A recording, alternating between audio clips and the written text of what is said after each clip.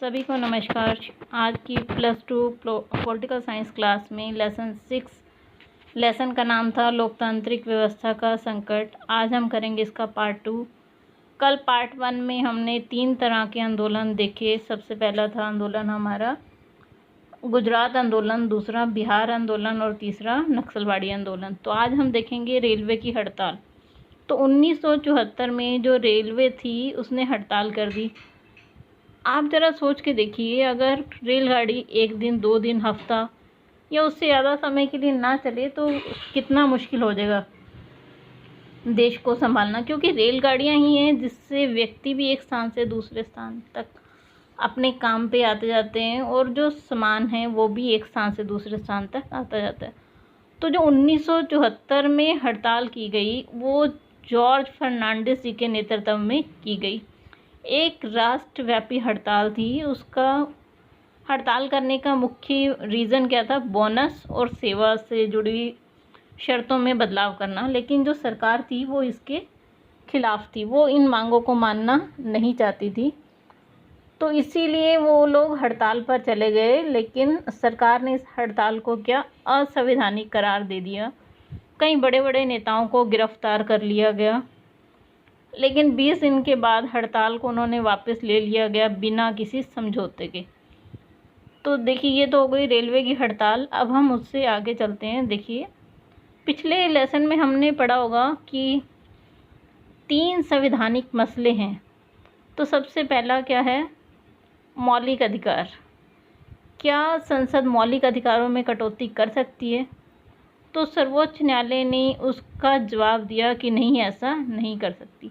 दूसरा जो मसला उठा वो था, क्या संसद संविधान में संशोधन करके संपत्ति के अधिकार में काट-छाँट कर सकती है? तो इस पर भी सर्वोच्च न्यायालय का जो उत्तर था वो था सरकार संविधान में इस तरह का संशोधन नहीं कर सकती जिससे कि अधिकारों की कटौती हो जाए। तीसरा जो मुद्दा था वो था संसद में ये कहते हुए संविधान संशोधन कर सकती है कि इससे नीति निर्देशक सिद्धांतों को हम प्रभावी बना रहे हैं, इसके लिए मौलिक अधिकारों को कम किया जा रहा है।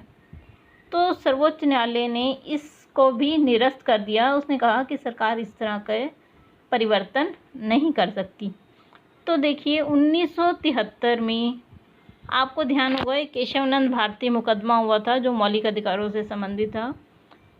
तो जब ये फैसला सुनाया गया उसके बाद जो मुख्य न्यायाधीश का पद था वह खाली हो गया। तो सर्वोच्च न्यायालय में देखिए क्या होता है कि जो मुख्य न्यायाधीश का पद है वो सीनियरिटी बेसिस पे भरा जाता है कि जो सबसे सीनियर होता है उसे मुख्य न्यायाधीश बनाया जाता है।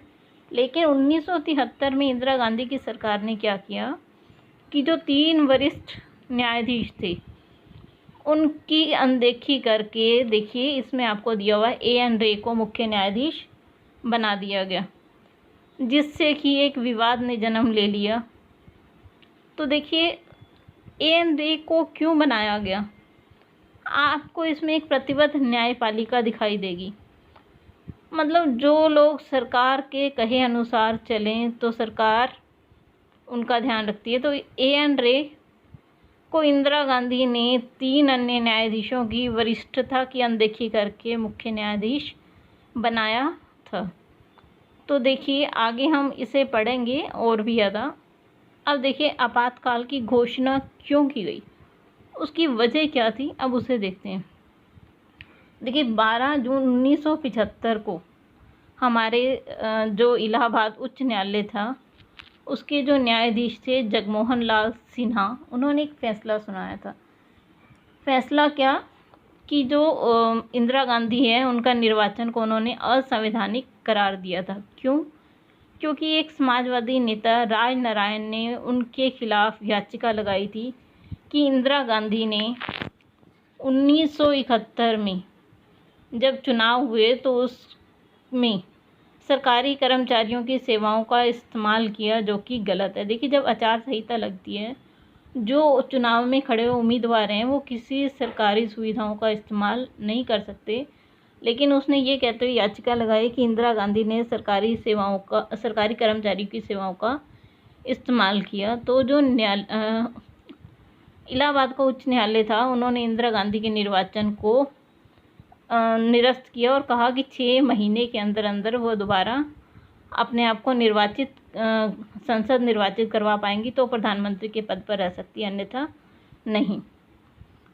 तो इंदिरा गांधी जो थी, उन्होंने देखिए 12 जून को इलाहाबाद उच्च न्यायालय का फैसला आया, तो 24 जून को सर्वोच्च न्यायालय ने उन्हें स्टे दे दिया इस केस के ऊपर कि इंदिरा गांधी अगली सुनवाई तक, जब तक उसकी दोबारा सुनवाई नहीं होती तब तक प्रधानमंत्री बनी रहेंगी, लेकिन वो लोकसभा की किसी कार्यवाही में भाग नहीं ले सकती। तो चलिए इससे आगे देखते हैं संकट और सरकार का फैसला। देखिए एक बड़े राजनीतिक संघर्ष के लिए अब मैदान तैयार हो चुका था। जयप्रकाश नारायण जी की अगुवाई में विपक्षी दलों ने इंदिरा गांधी पर दबाव डाला कि वो अपना इस्तीफा दें। 25 जून 1975 को रामलीला में एक विशाल रैली निकाली गई, जिसका जयप्रकाश नारायण ने उसका नेतृत्व किया और उन्होंने इंदिरा गांधी के इस्तीफे की मांग करते हुए राष्ट्रव्यापी सत्याग्रह की घोषणा की। उन्होंने सेना, पुलिस, सरकारी कर्मचारियों से कहा कि वो हमारे साथ शामिल होकर सरकार का विरोध करें। तो इन सब घटनाओं को देखते हुए इंदिरा गांधी को अंदेशा हो गया था कि अब जल्दी ही उन्हें अपना पद छोड़ना पड़ेगा। इस चीज़ को देखते हुए उन्होंने 25 जून 1975 के दिन आपातकाल की घोषणा के लिए अनुच्छेद 352 को लागू कर दिया। देखिए अनुच्छेद 352 क्या है? इसके अंदर जब किसी देश के मुखिया को लगता है कि देश के अंदर या बाहर कोई गड़बड़ी होने वाली है तो वो आपातकाल को लागू कर सकता है। तो इंदिरा गांधी ने भी अनुच्छेद 352 का उपयोग करते हुए एक विधेयक पास कर भेज दिया गया।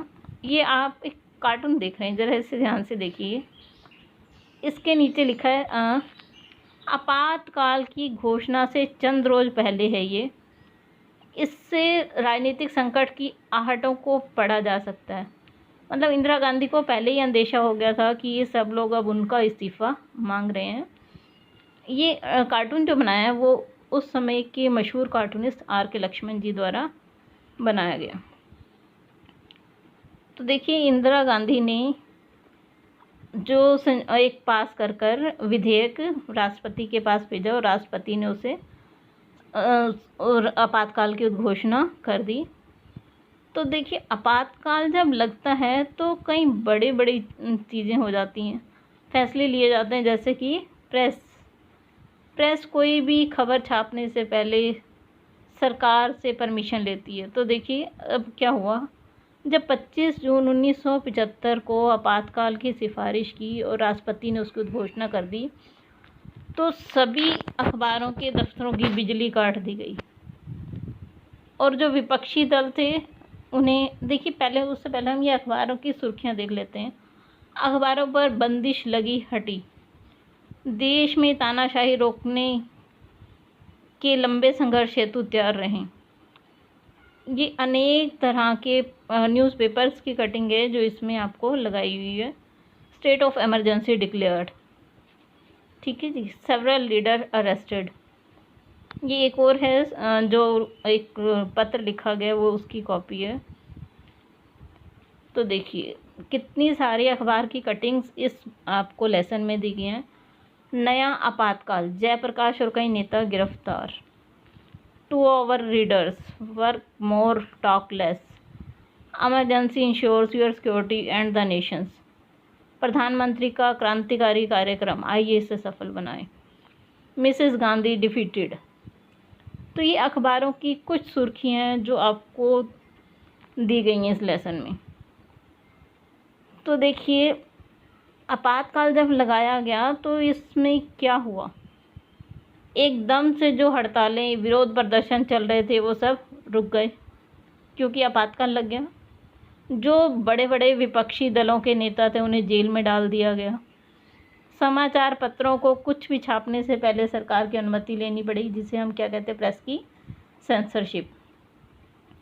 उसके बाद सामाजिक और सांप्रदायिक गड़बड़ी के मध्य जो दबाव समूह है, जिसे कि हम कह सकते हैं, स्वयं सेवक संघ, आरएसएस, जमात इस्लाम, इन पर प्रतिबंध लगा दिया गया। धरना, प्रदर्शन और हड़ताल की भी अनुमति नहीं थी।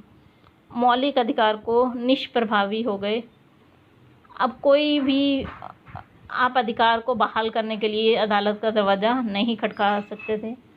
निवारक नज़रबंदी कानून का लागू किया गया, मतलब का बड़े पैमाने पर इस्तेमाल किया गया। इसमें क्या होता है कि किसी भी व्यक्ति को अगर आपको लगता है वो गड़बड़ी फैला सकता है तो बिना बताए उसे गिरफ्तार किया जा सकता है। और जो बंदी प्रत्यक्षीकरण की याचिका है वो कोई भी नहीं लगा सकता था। तो इस तरह के बड़े बड़े फैसले सरकार ने लिए। देखिए, अगर आपातकाल ना लगता तो 1976 में इलेक्शन होते, क्योंकि जो 5वां चुनाव था 1971 में हुआ था और 76 में अगला चुनाव होना था, लेकिन आपातकाल लगने के कारण चुनाव भी नहीं हुए। तो सरकार ने अनेक तरह के प्रतिबंध अखबारों पर लगाए, जिससे हताश होकर, देखिए, जो पद्म भूषण जिन्हें मिला हुआ था कन्नड़ लेखक शिवराम करात और जिन्हें पद्म श्री मिला हुआ था फणीश्वर नाथ रेणु, इन लोगों ने उन सम्मान को वापस कर दिया सरकार को। इस सब ने संविधान के सामने एक नई चुनौती खड़ी कर दी।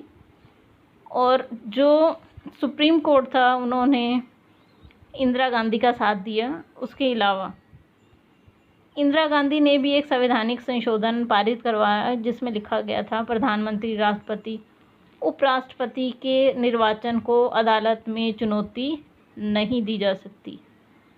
और एक 42वां संशोधन पास करवाया, जिसमें विधायिका का कार्यकाल 5 से बढ़ाकर 6 साल कर दिया गया। मतलब अब जो इलेक्शन थे वो 76 की जगह 1978 में भी करवाए जा सकते थे। तो आज के लिए इतना ही। अगले भाग में आपसे फिर से मुलाकात होगी। तब तक के लिए धन्यवाद।